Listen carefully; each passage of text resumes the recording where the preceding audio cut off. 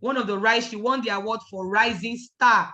She won the award for Rising Star at the La Buena Vida Grace to Grace event, Miss Dominion Paul. So Dominion, come and take it away. They were not expecting you. Good morning, everyone. Good morning, good morning, good morning. Thank you very much, Ambassador Ronke, for this opportunity. My name is Paul Dominion Ladi, and I'm super excited to be here this morning to share with you my journey so far. I call this a process story because, I mean, in the next 12 months, you're going to be hearing Dominion, but of course, for a whole different level of success. Okay, so this is just a process story. Okay. Now, this is where I'm coming from. My background is a very, very, very humble one. Very, very humble background. I come from a family of, my parents got separated when I was 5 years old. And at her then, my mother was a full-time housewife. The only thing she did prior to, the separation was to just be a good wife and good mother to the kids. So my father was the breadwinner of the family. But after the separation, table turns, she had the responsibility of taking care of me and my younger sister, and she was not prepared for it. The only money she had left on her after, renting one apartment where we're staying was 3,500. So she has 3,500, 2 kids to take care of with no skill, no educational background, nothing. Now, the next thing she could do was to start a business, and this was the business she went into. She started selling vegetables in the market, right? She started selling ugu leaf in the market.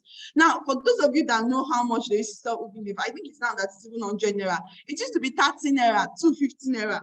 Then at some point it became 15 naira. You can imagine how many ugu leaf would need to sell in the house for us to feed, for us to pay house rent, for us to pay school fees, for us to buy clothes, right? We were barely surviving. Living was hard. Every single night, my mother wakes up in the night, she's crying to God. She's just praying because the whole responsibilities was overwhelming and there was nothing I could do to help. It was really, really crazy. It was painful, but that was just what it was, right?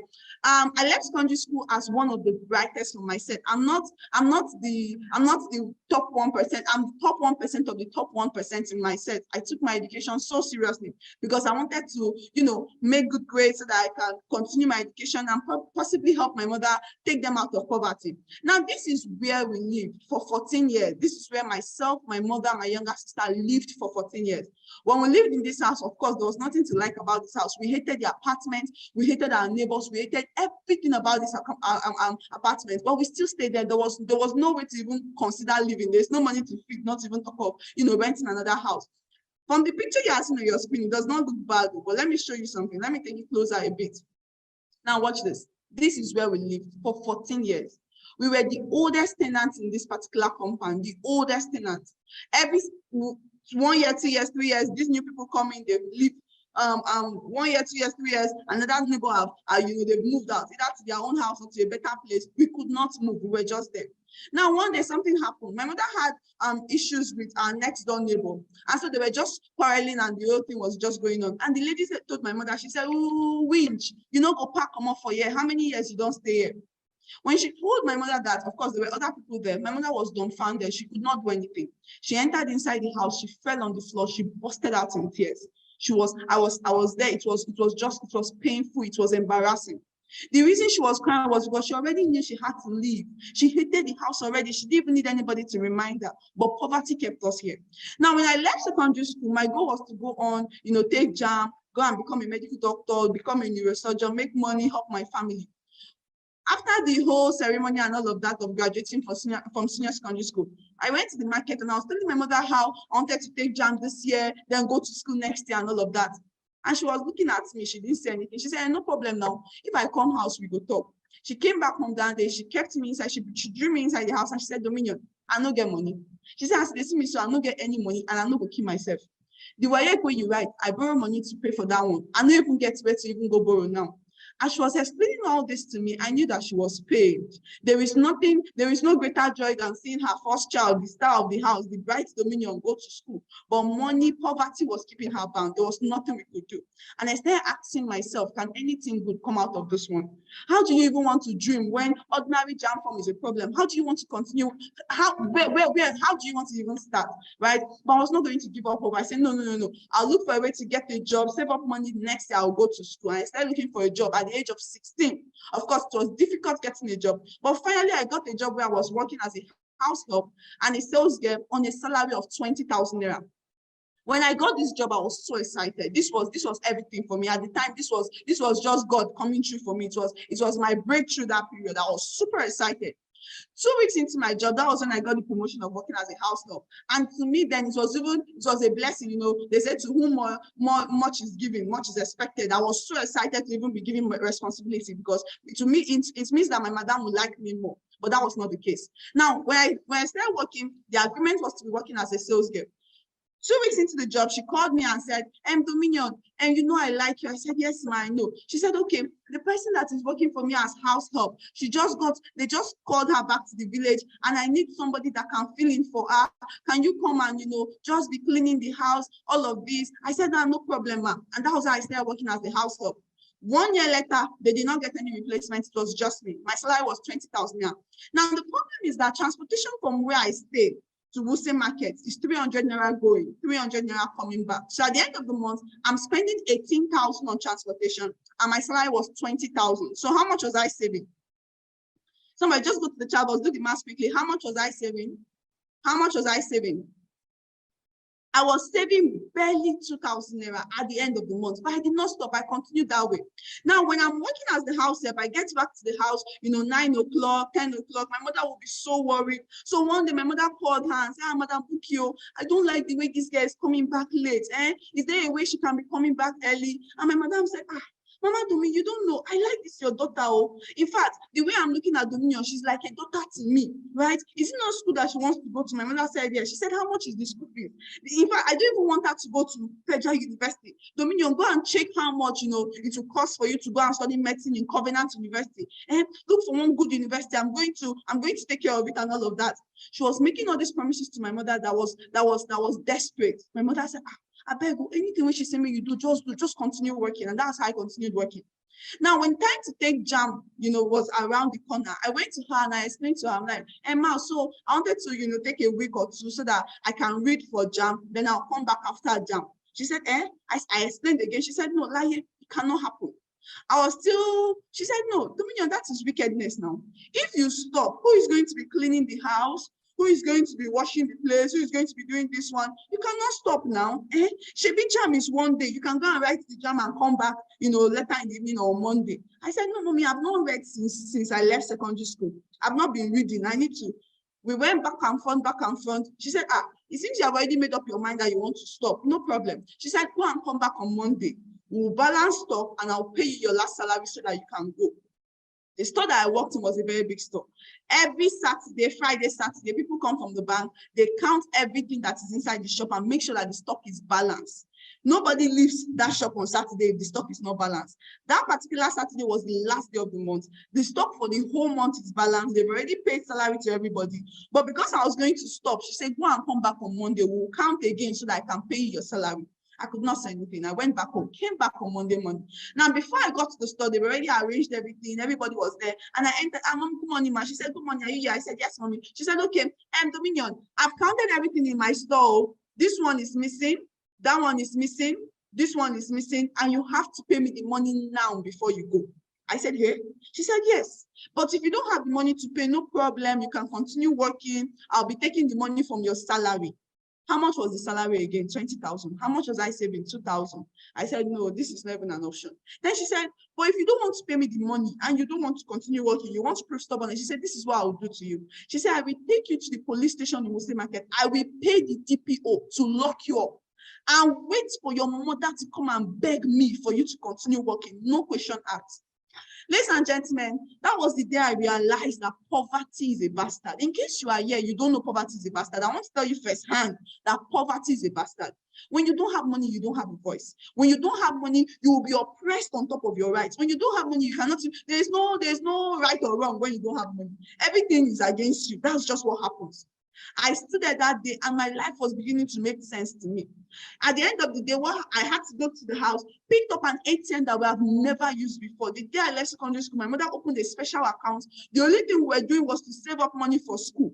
1 hour comes through my hand, we are saving it there. Church gives money, we are saving it there. This one happens, we are saving it there. Every single time that passes through our finger, we're saving it into that account so that I can go to school the following year.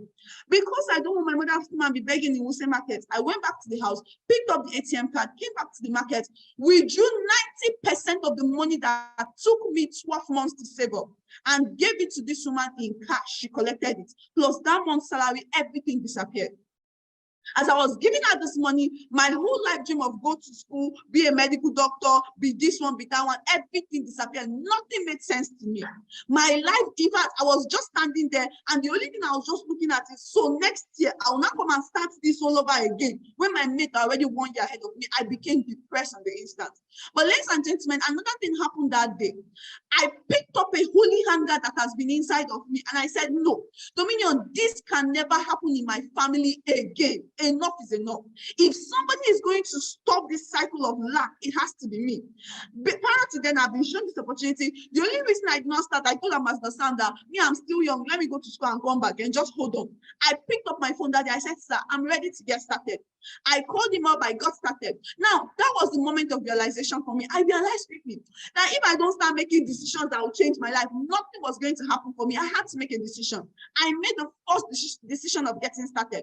I was getting started, the odds were against me. Number one, I was barely 17 years old. Number two, when I got started, the only people I knew in this life were my friends who just left secondary school. The highest aspiration for most of them was to write jam and go to school. They were totally dependent on everybody around them. There was nobody to even recommend. As a young person, you don't even have credibility of age, you don't have credibility of experience, you don't have credibility of nothing. You don't have any results to show, nothing, right? Everything was not even looking, but I said, no, I had to get started, right? Now, getting started did not automatically mean I got results. Everybody here is a partner, so I'm going to be very honest with you. Getting started does not automatically equate that you are going to be successful, right? Because if that's the case, it means everybody here will be a Tacoma club already, right? But see, there are some few things that will keep us back. It's not like you cannot imagine. Every single person can. I mean, Dominion can. Why not? You can also. But there were few things that were holding me back, and I'm going to be sharing them today with you. One of them was self-doubt. When I started the business, I believed in the business. The business was not the problem for me. I believed in my mentors. I love my mentors. I respect them. I adore them so much. But I had self-doubt. I was still asking myself, are you sure you can do this? I remember when I was leaving Madame Buki's shop, she told me, she said, nothing good can come out of you. You will go and you will come back to work for me. That was what she told me. So inside my head, there was these voices that was telling me, are you sure you can do it? Can anything good come out of you? That self-doubt was keeping me bounded for a very long time. I had small mind. I was playing small. There are some of you right now, you can go for 15 shop, but you only have 3 shop. Why? Because you are still playing small. You are not thinking big yet. People have 31 shop in the same business you are running, but you are okay with 3 accounts. You're okay with 7 accounts. You're okay with 15 accounts. That is small-mindedness, right? You want to invite for your big announcement for your home launch. You are doing 4 invites. It's not going to be going all out, 30, 50 invite. That's small-mindedness.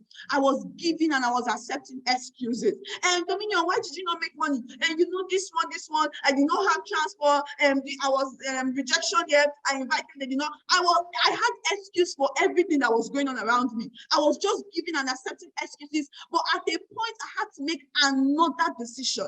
Our business is full of moment of decision. You have to decide to get started. Congratulations to everybody that is here because you've already decided to get started. But then you have to decide to emerge. You have to decide to start making money, and you have to decide the kind of amount you want to be making and decide to go all out to get to the result that you are looking for.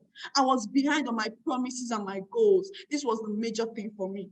I remember when I started, I went home that day. I told my mother that, I paid to start the business. My mother almost died. My mother almost fainted. She said, what? She did not understand.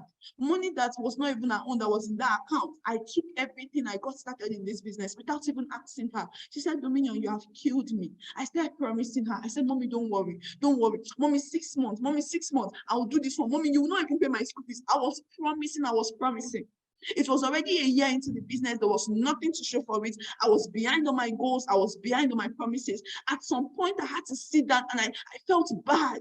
I felt terrible. The reason I felt bad was because people are running the same business and they are getting results. I remember the retreat we came for the other time in Abuja, and architect Moses was talking about how he built a house for his father in the same business. I felt so terrible. I felt bad. I said, Dominion, why are you doing this? You have a business that can pay you so much. Why are you giving excuses? Why are you not going all out? I felt terrible, and I made a decision again to stop, giving excuses to my mother. I was tired of giving excuses to my leaders also. My mentors are people that looked out for me so much. God bless Ambassador Sam, Ambassador Vivian, Ambassador Nicole. These people were rooting for me back to back. I mean, these people were rooting for me back to back. But they were not seeing the results. And they were, in fact, there are some of you, your leaders like you, they call you back to back. but you are the one that is giving the most excuses. You have to decide today, okay? Enough of that. I was tired of accepting excuses from myself. I used to have, I will make it down, plain the session 1, session 2, session 3, paragraph 1 of reasons why I am not at fault, why it's not my fault, it's the fault of me, the prospect, the fault of my downlines. I became tired of all of that. I was tired of being broke and unknown. You've been in the business for a year, 12 years, 12 months, going to 2 years. Nobody knows you. Your family, they don't see anything to celebrate about you in the business. Are you not tired of being broken and unknown? I was so tired of being broken and unknown. I wanted to make an impact. I wanted to inspire people, right? I stopped deciding to play small. Ladies and gentlemen, by simply making that decision, in fact, where everything changed for me was last year. I stood up last year. In fact, December last year, December 2020, I was tired. I was just done and dusted with giving excuses. I told myself, I'm coming into January as a different person. We came for the retreat. It was mind-blowing. It was amazing. And I went all out. It started January. In fact, in a space of less than 8 months, I went from somebody that had not even make up to 1 millionaire in the business to being celebrated as a millionaire cycle member. Within that space of 8 months also, I started making up to a millionaire in a month, and I've never come below that. At the age of 18, the same person that they asked, can anything good come out of this one, went from making 6 figure, and at 19, I was already being celebrated as a 2 club member. What does that mean? It means I don't make less than a millionaire, right? This was amazing. It was crazy. Now, the good thing about, choosing to match or deciding to match is that you begin to make more money. And when you make more money, you help the people around you better. You improve their lifestyle. When I started making up to $1 million a month, in fact, I've been telling my mother to move out of where we are at. I'm like, Mommy, just look for a place. Even if it's going far, just look for the place. I'll send the money. My mother said, no problem. I even sent her money at a point to go and rent a house. She collected the money. She did not do anything about it. Then one day I called her and I'm like, Mommy, see, if you don't move out of that house, when I come to Abuja, I'll go and stay in a hotel. I'll not come back to that house. So she now told me, she said, Dominion, I told God a long time ago that the day I'm going to move out of this house, I'm going to be living here into my own house, not another rented apartment. I knew I had an assignment. She said she has to have her own house. She will not move out of that 1-room apartment into another rented apartment, no matter how big it was. Ladies and gentlemen, I said, no problem. At the age of 19, I started building for my mother in the city of Abuja. Was able to move my mother out of this rigid apartment that you're looking at on the screen, build a 2-bedroom apartment for my mother in the city of Abuja. Right? I remember when we started this project, it was like a joke. People were just looking at her. Mama Dominion, you won't start the build because they know she doesn't make money. She said, no problem, now Dominion, they do the building. In less than 3 months, we're done with everything. Before you know what was happening, November last year, my mother was moving into her, let me play this video for you so that I can get to see the video very well. My mother was moving into her 2-bedroom apartment. Ladies and gentlemen, this was everything for me last year. You need to see the joy on the face of my mother. My goodness. My mother called me several times. In fact, there was the day she called me, she said, Dominion, for 2 weeks I've not slept. I said, Mommy, what happened? She said, I'm waking up every night. I cannot believe it. She will go from one room to the other room to the next room to the other room. She's asking God, is this my house? Is this my house? Me, Mama Dominion, the woman that sells cuckoo in the market, is this my house? She did not believe it. Now, for those of you that are wondering, is it just 2-bedroom apartment? Don't worry, I'm just getting started. Like I said, this is a process story. When you check back in the next 12 months, you're going to be seeing a bigger apartment. So don't worry, we're just getting started. Ladies and gentlemen, I've been able to qualify for different vacation with my teammates. I did not just qualify for the trip. I was able to qualify with 3 members of my team. 3 teammates and myself qualified. We were 4 that traveled from my team. It was crazy. You can imagine these people on that vacation, right? Till tomorrow, they are leaders in my business. I don't even need to motivate any of them. They've gone and they've seen and today they are running their business. All of us that traveled, none of us have ever left this country before. In fact, what happened was that when I was traveling, my mother called me when we got to Ethiopia. The first thing she said, hey, Domi, you don't leave Nigeria, but yes, she started crying on the phone. She was so excited. She was overwhelmed. She said, nobody in our family has ever traveled before. She was so excited. She was proud of me. She said, Dominion, you are breaking the yoke of shame. You are breaking the enigma of shame, Dominion. She was super excited. It was just traveling, It was Ethiopia first, but my mother was proud of me, right? Ladies and gentlemen, I'm trying to connect my laptop so that I can show you some of the slides, right?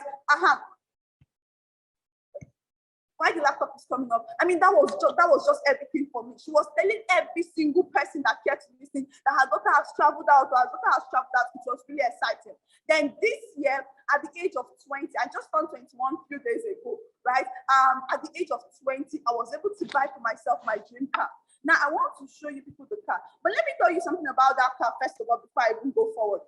The person I worked for, Madam Buki, was driving this same car, right? This was the first time in my life that I was seeing a woman driving a Mercedes-Benz that was as fine as this. I think that was one of the reasons why I just loved her completely, and I was ready to just serve, even when I knew that the conditions were not, there were so many red flags. Okay, I love the car so much. It's Mercedes-Benz CLA 250. I love the car so much. In fact, there are Mercedes-Benz and there are Mercedes-Benz. This particular one, I believe that when Mercedes-Benz people were producing it, they built luxury inside of it. The car is just sweet. It's a baby girl, right? I love the car so much. The day I was leaving her shop, she said, Dominion, nothing good can come out of you. You will go and you will come back. Ladies and gentlemen, the same person that they asked, can anything good come out of this one? At the age of 20, I bought my dream car for myself. I did not need anybody to come and buy it for me. No sugar daddy, no sugar mommy, fully paid for in cash. Fully paid for in cash. I'm coming. I need to show you this. Let me just share my slide quickly so that you can understand what I'm talking about. I need some of you to fill it up. I'm already done, okay? Fully paid for in cash, and it was exciting. It was amazing. It was a dream come true. You to fail. Even your family members are expecting you to fail. When my parents got separated, my father family told my father that, don't worry, me she carry the children, they go, no big girls. Wait till they go still come back and look for Una. Today they are the ones looking for us, right? I bought this car for myself and it was everything for me. It was just amazing. This car is a baby girl. The day I cried. After we paid for the car, I was just crying. I could not stop crying. I was crying, and Pastor was like, Dominion, what is it? I'm like, sir, you don't understand. Mr. Sam is like, Dominion, behave yourself. I'm like, sir, you will not understand. They asked me, can anything good come out of you? And I was able to, I did not just break the yoke. I bought a car that is even bigger than the one that Madam Buki was driving, right? A higher model of the same car. I took the car to the house for my mother to see the car and bless the car. She was overwhelmed. She called out all her neighbors. She was just going from door to door. She was knocking on their gate. Make una come see her. She was just excited. It was everything for her at the age of 20. Of course, if you know the car, you know that it runs into 8. I feel it in my soul, can you feel it too? But you know why, but I give in to you. All the time I wanna be with you. Girl, I'm trying to figure what I mean to you. She said this feeling is more than love. But you want a lot of love. Girl, baby, my love. All right, amazing. Now, quickly, as I begin to close, I just want to share 2 things that really helped me. Number one, commit your business to God. Ambassador Ronke said something the other day that, I mean, it's as if she took it out from my mouth, because God is your leverage. Some of you don't know this. God is your leverage. When you are putting on the work and you're putting on the grind and you have God by your side, there is nothing that will stop you. It's not even possible. Even if your village people are against you, you will still get results, okay? Then mentors. I am a product of mentorship. I don't even know how to explain this to you. If you think of where I'm coming from, you will not even associate this kind of success to a person like me. But because of the kind of mentors that God has associated with me with, it has just been a story of success from one level of success to the other level of success. Okay, we have the best mentors in the whole wide world. La BUENA has it's an opportunity where any person, irrespective of who you are, can get results, then upgrade. I'm going to say this quickly. January last year, I started out the year, my goal was to make 1 million naira. I went all out. In case you don't know me, I will make sure that I work my best, I do my best. I always work hard, okay? I know where I'm coming from. I cannot be lazy. I went all out, go 1 million naira. At the end of the month, I did not even make up to 300K. It was crazy. I'm like, Jesus, what is this? February, I went all out again, 1 million naira, did everything. I still did not make up to 500K. January, February, March, April, May, June. In fact, June, I got tired. I'm like, what is it, Seth?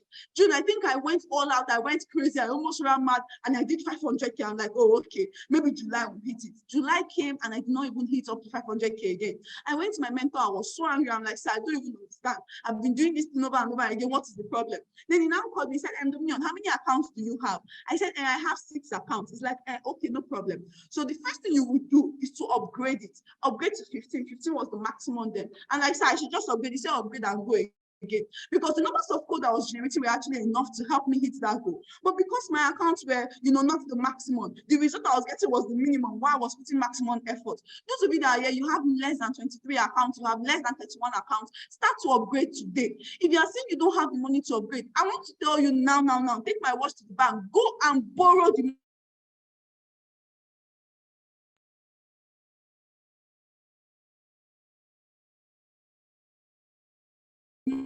money to account. But the level of seriousness that will come upon you level, right? Trainings, I don't even know how to joke with trainings, because trainings will change your life. There is no time you come for a training and you